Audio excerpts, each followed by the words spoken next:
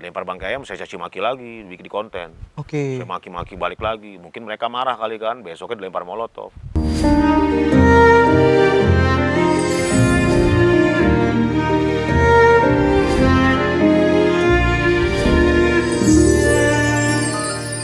Kalau ngomongin soal Bang Doni yang suka aktif vokal lah kayak gitu di sosial media Bang.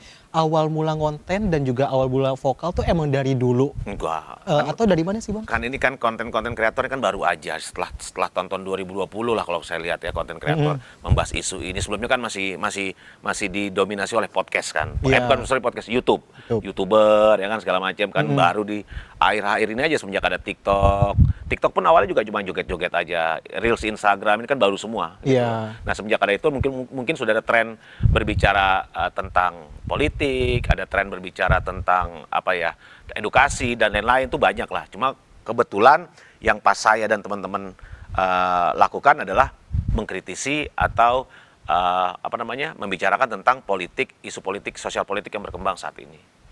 Oke, kalau misalnya ngomongin soal konten sosial politik, apalagi vokal kayak gitu kan terhadap isu-isu yang terjadi, ada sempat ngerasa takut gak sih Bang kayak diancam atau apa kayak gitu? Takut sih ada awal-awalnya, cuma ya udahlah nggak apa-apa lah, ngapain hidup kan Tuhan yang ngatur ini. Mau mati, mau hidup kan Tuhan semua yang ngatur. Bahkan saya pulang dari sini pun kalau Tuhan bilang mati, ketabrak kereta ya tiba-tiba kan bisa kayak gitu kan, amit-amit kan. Jadi ya lillahi ta'ala aja. Tapi kalau misalnya ngomongin soal ancaman atau yang sejenisnya, pernah sampai didatengin sama mungkin atau ditelepon sama dari pemerintah kayak gitu? Nggak ada ya, belum ada. Belum ada.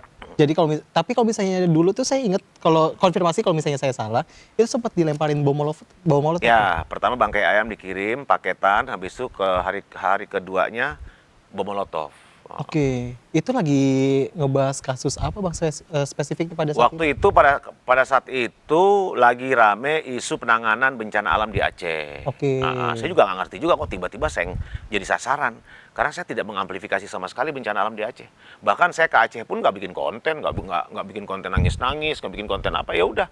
Ada bantuan sedikit, saya salurkan ke sana, udah selesai itu pulang. Nggak ada itu yang bikin konten, lihat jembatan. Sebenarnya walaupun sebenarnya kita perlu gitu loh, perlu membuat konten tersebut agar dunia tahu, agar masyarakat Indonesia tahu bahwa keadaan di sana tuh parah. Tapi saya karena melihat ini situasi sudah waduh kacau banget, ya udah saya nggak berpikir nggak usah deh. Ngapain kita tambah rumit lagi, toh publik udah tahu semua begitu. Tapi yang kena sasaran malah aja saya. Ya bukan hanya saya aja tuh, Firdian, saya, Shirley, siapa lagi. Banyak konten-konten kreator yang lainnya nggak mau dipublikasi intimidasi tersebut, teror tersebut, mereka nggak mau publikasi. Tapi banyak sebenarnya pada saat itu. Banyak yang mendapatkan intimidasi. Banyak, ya? cuma akhirnya mereka lebih memilih diam daripada bersuara lagi. Kalau misalnya dari Bang Doni sendiri ngelihat ada ancaman waktu itu kan bukan cuma bom molotov ya, ada dilempar bangkai ayam kalau nggak salah ya Bang? Dikirim paket bangkai ayam, baru ke hari keduanya dilempar bom molotov. Oh itu berdekatan beda hari hari. ini dan besoknya langsung. Itu menandakan apa Bang kalau misalnya dari Bang Pertama Doni dilempar bangkai ayam, saya caci maki lagi, bikin di konten. Oke. Saya maki-maki balik lagi, mungkin mereka marah kali kan, besoknya dilempar molotov. Oke. Gitu. Kalau misalnya dari Bang Doni kan udah berkeluarga ya Bang ya, itu ada komentar dari istri seperti apa itu? Ya istri pasti pasti terkejut ya, kaget juga dengan kondisi seperti ini, dan ya sempat emosi juga, marah. Cuma waktu istri bilang nih kalau stop ya kalau stop terlihat seperti udah takut si Doni. Akhirnya istri bilang udah lanjut aja, terserah kata dia. Oke, dikasih kebebasan berarti. Ya terserah kata dia. Padahal posisinya pada saat itu istri saya juga masih hamil 7 bulan waktu itu. Oke. Hamil 7 bulan. Cuma semenjak itu akhirnya saya ungsikan ke daerah lain. Oke. Oh berarti kalau sekarang ini posisinya berarti di rumah sendiri atau karena kan tadi diungsikan sampai sekarang dulu. Oh dulu. Kalau sekarang udah enggak. Balik lagi. Oke. Rumah saya cuma satu. Kecuali rumah saya banyak. Kayak Jampitsus kan ada di Sentul baru pindah, nggak ada. Ya kan saya mengkonfirmasi juga gitu kan Bang. Nah ngomongin juga soal Bang Doni juga yang speak up kayak gitu. Dulunya kan pernah bisa dibilang nyalek kayak gitu ya Bang? Iya 2019. 2019. Sekarang masih aktif sebagai anggota parpol kan? Saya bukan pengurus partai. Tapi anggota parpolnya? Oh iya, karena kan pada saat nyalek kita harus ikut serta keanggotaan partai. Semua partai begitu. Oke. Ini ada niatan maksudnya dengan bikin konten kritik ke pemerintah untuk Nggak ada. mendulang suara kayak gitu sih, Bang? Enggak. Karena apa yang saya lakukan sekarang ini tidak bisa terkonversi nanti ke, misalnya kita mau nyalek lagi, nggak bisa terkonversi. Beda, Mas. Bahkan banyak seperti kayak siapa ya artis yang followersnya banyak, kayak Mbak Krisdayanti, akhirnya di periode kedua, dia tidak bisa terpilih lagi, karena emang suara di sosial media itu nggak bisa terkonversi di bawah, Mas. Oke. Kalau kita nyalek itu susah, nggak bisa. Nggak, Oke. nggak, nggak, nggak linear gitu loh. Maksudnya kalau followers lo banyak, orang otomatis pasti pilih lo, nggak juga. Karena kan followers kita kan beda-beda, Mas. Nggak semua fokus di Jakarta. Misal apalagi kalau saya misalnya nyalek di luar Jakarta, lebih susah lagi, nggak ada yang kenal juga. Kalau kemarin itu maju dari Dapil Aceh saya. Dapil Aceh. Aceh, ya. Oke. Tapi berarti kalau misalnya sekarang mengkritik nggak ada tujuan untuk nyalek lagi di 2029 nanti, Bang? Nggak. Nggak, kenapa, Bang? Ya belum tahu juga, nggak tahu. Kalau sampai sekarang sih nggak kayaknya. Tapi ada yang mulai nyolek-nyolekin dari partai politik mungkin? Nggak. Belum ada. Nggak ada sama sekali? Nggak ada. Oke. Malah saya berpikir lebih bagus di luar aja menurut saya. Kenapa, Bang? Lebih objektif kita ketika kita mengkritisi, ketika kita mengapresiasi, orang lebih melihat kita, oh ini orangnya objektif gitu loh. Kalau kita nyalek, malah jadi repot lagi ntar, Mas. Misal saya gini, misal kita nyalek nih. Saya nyalek lagi ke depan, misalnya kita bilang di wilayah mana ya? Wilayah Bekasi gitu kan. Ketika ada isu-isu lain di wilayah lain, saya ntar bisa kena hajar itu. Kenapa? Oke. Lu ngapain bahas isu di luar Bekasi? Lu kan perwakilan rakyat dari daerah Bekasi gitu. Jadi rumit jadinya. Oke. Kecuali DPR RI gitu kan, mungkin bicara nasional. Kalau kita bicara nyalek kabupaten kota atau provinsi itu pasti beda. Kan nggak mungkin kan sekarang yang dulu vokal mungkin nyalek DPRD DKI sekarang berbicara tentang daerah lain, mungkin nggak ada. Karena mereka udah fokus di Jakarta. Di dapilnya gitu ya. Daerah pemilihannya, konstituennya. Jadi makanya itu ke depan nggak bakal mau nyalek lagi. Karena bisa dibilang terkungkung dengan wilayah itu, Bang. Ya tergantung nanti gimana. Kita kan nggak tahu kan, bisa berubah kapanpun kan. Untuk saat ini nggak. Untuk saat ini enggak. Oke, tawaran pun belum ada nih. Nggak ada tawaran. Oh, emang nggak ada? Nggak ada. Oh, emang nggak ada. Yang menarik juga, Bang, kalau misalnya ngomongin Bang Doni kan, kalau misalnya flashback ke beberapa tahun lalu, yang saya sempat dapetin info juga, ini kan besar di Aceh kayak gitu kan, dan tinggalnya kan sama nenek kayak gitu. Berarti nenek yang paling berkesan kayak gitu, maksudnya mendidik, pengorbanan dari nenek seperti Iya, itu? karena saya tuh waktu setelah SMP pindah ke Aceh itu, yang menghidupi saya nenek saya, pakai uang dana pensiun dia. Oke. Jadi ya semuanya yang biayain nenek saya, kayak gitu. Oke, sampai akhirnya waktu itu setelah dari situ sempat dibilang juragan buah juga.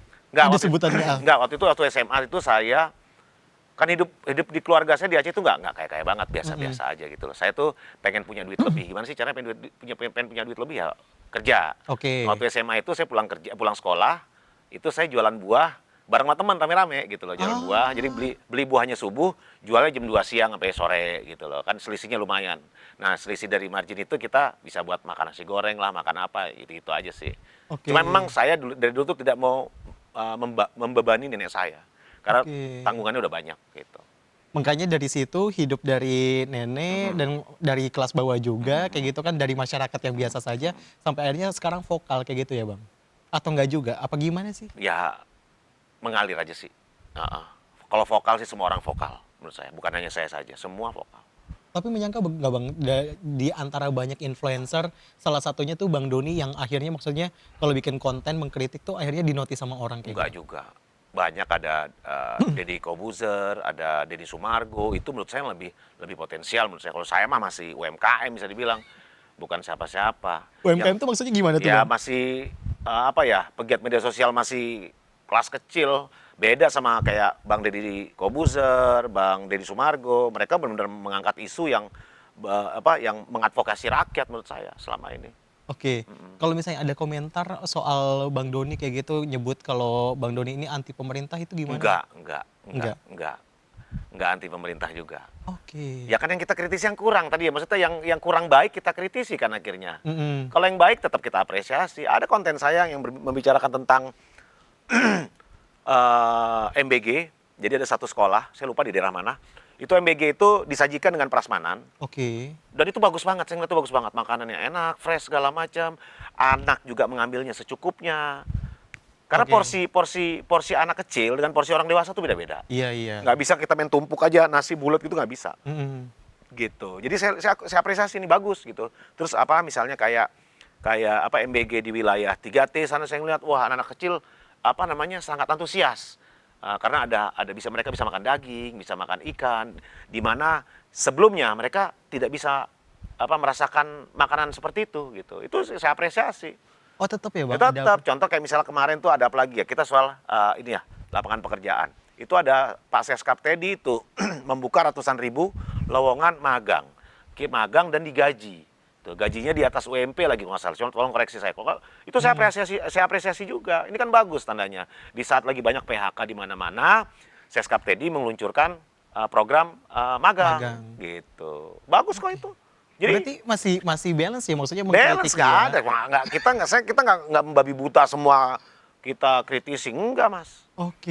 Gitu. Jadi emang ada kalau misalnya emang dirasa kurang, memang dikritik. Kalau misalnya ada yang bagus itu diapresiasi Iya. gitu ya. Oke. Jadi kalau misalnya orang bilang, "Nih Bang Doni anti pemerintah," berarti enggak ya? Enggak. Heeh. Oke. Gitu. Enggak lah, enggak anti-anti banget. Banyak kok yang saya dukung kok di pemerintahan banyak. Maksudnya mendukung tuh apa Mendukung programnya? kebijakannya banyak kok. Apa tuh, Bang? Ya itu tadi Iya, saya bilang tadi. selain yang tadi. Apalagi ya? MBG ada, walaupun sebagian saya kritisi juga, tentu yang ada yang saya apresiasi juga. Seskap Teddy yang tadi, apalagi banyak lah pokoknya saya hampir lupa. Saking Oke. banyak yang saya apresiasi gitu loh. Asik. Walaupun kalau misalnya sekarang lebih banyak kritikannya ya, Bang ya? Lah, karena bukan hanya saya saja yang kritisi, yang mengkritisi isu tersebut. Mungkin Mas juga nggak senang juga ngelihat apa penanganan kasus korupsi di Kejaksaan Agung ini. Semua mengkritisi, semua bersuara. Bukan hanya konten kreator, rakyat yang punya media sosial pasti komentar, pasti bikin postingan sendiri. Sama kok semuanya. Cuma bedanya mereka punya power yang Bang Doni punya power, kalau misalnya mereka maksudnya followersnya nggak seberapa juga. Nggak gitu. gini Mas, sekarang Gimana? algoritma di sosial media itu unik. Nggak perlu kita punya followers jutaan, nggak perlu kita punya followers ratusan ribu, punya followers 1.000, asal kontennya menarik, pasti viral kok. Banyak kok followers 1.000, 2.000 itu kontennya jutaan yang nonton, banyak. Oke. Iya, algoritma tuh unik sekarang gitu. Makanya kayak sekarang tuh udah sangat mudah sekarang. Nggak perlu lagi nggak perlu lagi nunggu followers gede, enggak. Followers kecil pun kalau kontennya menarik pasti viral kok. Oke, jadi nggak kalau misalnya katakanlah masyarakat mau bikin konten kayak gitu, mau itu mengkritik atau misalnya mengapresiasi itu nggak harus nunggu followersnya banyak dulu. Nggak harus nunggu. Oke. Gitu. Jadi misal kita bikin konten mengapresiasi pemerintah, nggak semua orang juga benci dengan pemerintah. Nggak semua orang juga suka dengan pemerintah. Jadi imbang semuanya gitu. Oke. Heeh. Karena banyak ya, ada juga itu Bang kalau misalnya ngelihat komen-komennya juga kadang-kadang kayak oh ini DJ Doni berarti anti pemerintah nih karena lebih banyak mengkritiknya kayak gitu. Enggak juga ya. Kalau banyak mengkritiknya, ya emang pemerintahan saat ini memang harus banyak dikritik. Gitu lah, banyak yang nggak benernya. Apalagi isu yang lagi berkembang saat ini. Contohnya apa? Koperasi desa Merah Putih. Bangunnya di tengah-tengah hutan. Ada yang di atas gunung. Ada yang di depan kuburan. Coba pantas nggak kayak gitu? Oke. Enggak, Mas, saya Iya. coba tanya Mas secara objektif. Menurut Mas gimana? Aneh. Aneh nggak? Iya. Mas gatel nggak buat komentar atau Iya. bikin postingan? Gatel kan? Ya sama, publik juga gitu, sama. Nggak, kita kan maunya juga nggak mengkritisi pemerintah, kita maunya puji-puji pemerintah terus. Mhm. Tapi apa yang dilakukan pemerintah saat ini justru malah membuat publik itu bertanya-tanya. Ada lagi pelatihan manajer koperasi desa Merah Putih jadi tentaraan gitu loh. Urgensinya apa? Kita mau perang, memang jualan sama siapa? Kan Di beda tengah hutan kan katanya, beda kan Bang. pendekatan dengan Alfamart atau Indomaret yang melakukan pelatihan karyawannya itu untuk pelatihan bisnis, pelatihan kepemimpinan gitu. Ini masuk dalam paret, dalam got gitu, pegang senjata buat apaan? Gitu. Jadi semua baik MBG, baik apapun yang keracunan, masa kita diam sih ada Iya. anak siswa keracunan? Pasti bersuara. Pasti bersuara. Apalagi nih soal BBM langka di Sumatera lah, bukan Sumatera Utara aja, Sumatera. Coba, masa kita nggak boleh bersuara? Ketika saya di DM sama teman-teman saya, follower saya yang ada di Sumatera, Bang tolong bahas ini Bang, tolong bahas ini Bang. Lah ini kan terkait hajat hidup orang banyak Mas. Mhm. BBM loh itu. BBM tuh orang bekerja pakai kendaraan, ya kan? UMKM ngangkutin barang-barangnya juga pakai kendaraan. Betul. Kalau transportasi nggak ada BBM-nya mati dong ekonomi kita. Lumpuh total. Bahkan yang bis-bis sampai truk-truk yang mengangkat logistik itu Berjam-jam loh mas. Belasan jam bahkan mereka ngantri BBM itu. Iya. Ya kan bayangin coba. Terus kita diam aja gitu. Bagus tepuk tangan. Ini kan nggak mungkin mas. Semua harus dikritisi. Ya akhirnya saya bikin konten ini kok kayak gini. Tiba-tiba ntar ada alasannya. Alasannya saat ini adalah ada apa pemutusan kontrak kerja lah. Saya lupa atau mogok massal itu supir-supirnya. Lah ini kan sebenarnya harus dimitigasi sejak awal. Kenapa ini? Ini dampaknya harus dilihat loh. Korbannya kan rakyat. Dampaknya apa? Kalau sampai semuanya mundur jadi supir supir tangki BBM itu, ya repot dong negara ini. Berarti manajemennya nggak bener. Manajemen di Pertamina nggak bener. Kok sampai mereka bisa sampai mundur serentak loh mundurnya loh. Ada apa ini? Bukan 1-2 orang. Bukan 1-2 orang mungkin biasa lah, mungkin dapat penawaran kerja tempat lain atau ribut sama atasannya. Tapi serentak ribut semua. Serentak mundurkan Mundur diri semua. semua. Coba, berarti tanda tanya ini. Terus kita nggak boleh kritisi, diem aja, wah keren nih gitu loh. Sedangkan rakyat udah teriak-teriak sana, udah ngantri panjang-panjang, begitu pen dimasukin Udah nggak ada. udah nggak ada stoknya. BBM-nya. Gitu kan kesian loh, sedih, sampai nangis-nangis loh mak-mak itu dengan Iya. berjam-jam rupanya. Gitu. Jadi bukan saya aja mengkritisi, semua mengkritisi kok. Gitu. Kita juga berharap maunya pemerintah ini nggak perlu lagi yang dikritisi, berarti pemerintahan bagus. Tapi kenyataannya masih banyak yang harus dikritisi. Harus dikoreksi gitu loh. Dengan Bang Doni bersuara, tentu besar harapannya untuk pemerintah tuh mengevaluasi kebijakan yang Ya, tidak sesuai harus. kayak gitu ya. Ya kan di berbagai kesempatan kan saya bilang, saya tuh udah males juga, hampir udah di titik jenuh. Ada Jenuh aja untuk? tiap hari. Oh, untuk untuk Konten, ini. iya, Oke. pengen bikin konten joget-joget aja gini-gini, ya kan gini-gini gitu ya. Pengen gitu loh, dapat endorsan, skincare gitu, nggak ada, jadi pusing juga kita. Bahkan followers kita ini nggak bisa dimonetize. Orang ngomongin politik mulu, siapa yang mau Mm. pasang endorse kita? Nggak ada. Gitu. Kalau orang-orang kan followers 100.000 sudah monetize tuh, udah dapat duit, cuan. udah cuan. Saya boro-boro cuan, nggak ada cuan. Yang ada caci maki, DM saya tuh banyak mas. Anjing lu, monyet lu, setan lu, apa lu, banyak. Oh, oke. Iya, nggak semua suka juga sama saya, banyak juga yang benci. Tapi nanggepinnya tetap jalan terus tuh, Oh, saya tanggepin mas, nggak dipikirin, biarin aja. nggak ada ini. Heeh.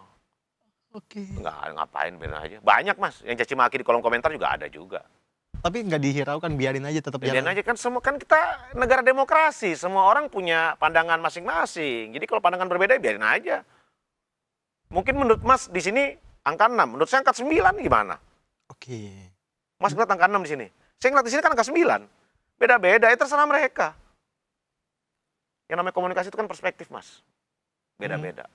Kita ngomongin apa, itu belum tentu juga. Mungkin dia punya data lain yang mengatakan data saya salah. Silakan, nggak ada masalah. Gitu. Luar biasa memang kalau misalnya saya ngeliat konten-kontennya Bang Doni, soalnya emang fokus ada di posisi yang benar-benar rakyat kayak gitu loh, untuk bersuara, untuk untuk vokal juga seperti itu. Memang luar biasa gitu ya Bang. Harapannya apa kalau misalnya sekarang mungkin dari ada pemerintah kayak gitu nonton? Harapannya ya harus lebih baik lagi lah. Apapun dari segala macam sektor. Baik itu di pendidikan, ya kan? Baik itu di migas gitu, jangan sampai ada lagi BBM Langka. langka, ya kan dampaknya kemana-mana mas. Harga-harga nanti naik Iya, gitu kan. pendidikan juga sama. Kita bicara sekolah negeri, tiba-tiba ada uang pangkal sekolah, uang ini segala macam itu kan harus kita kawal bersama itu kebijakan pemerintah. Itu termasuk juga duit APBN yang dialokasikan untuk Kopdes, untuk MBG, ya itu kan duit kita juga. Kita bayar pajak loh. Pajak kita digunakan untuk sesuatu program yang sebenarnya bermanfaat untuk rakyat, tapi kan mekanisme di bawah kan akhirnya berantakan gitu loh. Yang dikorupsi lah, yang apalah. Nah itu harus kita kritisi. Kalau nggak pemerintah juga nggak dengar. Sekarang kan no viral no justice. Iya, kalau belum viral belum diomongin sama pemerintah pusat. Jadi harus viral dulu. Ya alhamdulillah sekarang algoritma media sosial tuh membantu sesuatu hal yang harus dikoreksi gitu. Apapun dalam segala macam bidang pasti. Harapan kita bersama Bang, Semua. semoga pemerintah mendengar aspirasi masyarakat seperti itu. Iya. Apa yang kurang-kurang semoga segera dibenahi, dievaluasi. Betul. Bang Doni, terima kasih. Terima kasih Haji Sam. Amin. Itu tadi perbincangan kita dengan DJ Doni selaku konten kreator yang fokus dan juga aktif bersuara di sosial media tentang isu-isu yang terkini. Terima kasih sudah nonton. Sampai jumpa.